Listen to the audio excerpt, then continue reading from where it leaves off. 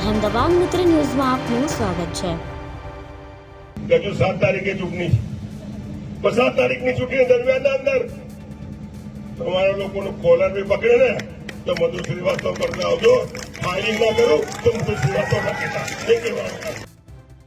વાઘોડિયાના પૂર્વ ધારાસભ્ય મધુ શ્રીવાસ્તવ ફરી એકવાર દબંગ અવતારમાં આવ્યા। કોંગ્રેસની જાહેર સભામાં મધુ શ્રીવાસ્તવ આકરા પાણીએ જોવા મળ્યા। કોંગ્રેસની ટેકો જાહેર કર્યા બાદ મધુ શ્રીવાસ્તવે જાહેર મંચ પરથી ભારતીય જનતા પાર્ટી અને તેમના ઉમેદવાર ધર્મેન્દ્રસિંહ વાઘેલાને આડે હાથ લીધા હતા। તેમણે કહ્યું હતું કે તમારું કોઈ કામ ન થાય તો તમારી પાસે આવજો, અડધી રાત્રે 14મું રત્ન ન દેખાડું તો કહેજો।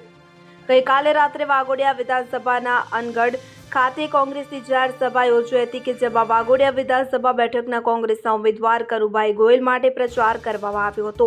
કોંગ્રેસની આ સભામાં પૂર્વ ધારાસભ્ય મધુ શ્રીવાસ્તવ પણ હાજર રહ્યા હતા। તે દરમિયાન મધુ શ્રીવાસ્તવના તીખા તેવર જોવા મળ્યા। સાથે જ વિરોધીઓ પર નિશાન સાધતા મધુ શ્રીવાસ્તવે વધુમાં જણાવ્યું હતું કે જ્યારે હું મેદાનમાં નીકળીશ તો સુપડા સાફ કરી નાખીશ। હું મરવાથી નથી ડરતો, ફક્ત બજરંગબલીથી ડરું છું, કોઈથી ડરવાની જરૂર નથી। કોઈ કોલર પકડે તો મારી પાસે આવજો, ફાયરિંગ ન કરું તો હું મધુ શ્રીવાસ્તવ રહી। હું લડતો નથી, લડાવી રહ્યો છું, એટલું ધ્યાનમાં રાખજે ભાઈ। વાઘોડિયામાં ભાજપના ઉમેદવારને ગામમાં નથી ઘૂસવા દેતા, અધિકારીઓ ખોટું કરે છે એ હું જાણું છું। તમારું કોઈ કામ ન થાય તો મારી પાસે આવજો, અડધી રાત્રે 14મું રત્ન ન દેખાડું તો કહેજો।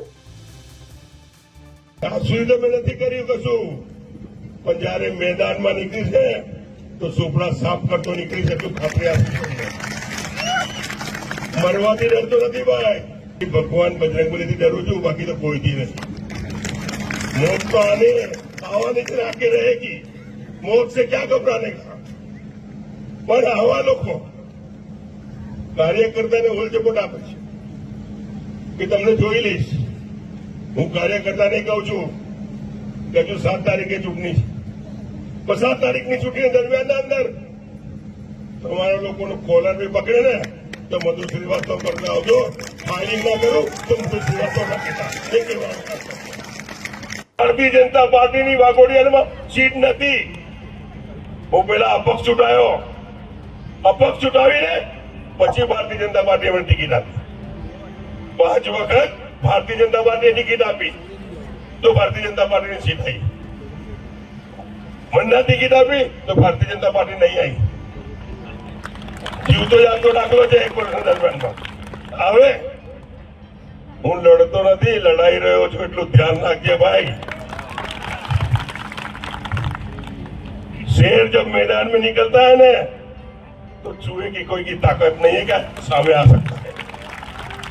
तुम्हारे आप सबने એવું જ કહેવાનું છે આજે કે ગોહિલ સમાજના બહેનો, ભાઈઓ, વડીલો એક થઈ જાઓ, ગામવાળો થઈ જાઓ। તમારો અહીંનો ઉમેદવાર આવ્યો છે 20 વર્ષના પછી, આ તો 20 વર્ષનું વાટું ભરો। ગોહિલ સમાજના બધા ભાઈઓ બહેનોને મારી વિનંતી છે, અહેમદાબાદ મિત્ર ન્યૂઝની યુટ્યુબ ચેનલને સબસ્ક્રાઇબ કરો અને બેલ આઇકોન જરૂરથી દબાવો, જેથી દરેક મહત્ત્વના વિડીયોની નોટિફિકેશન તમને મળતી રહે।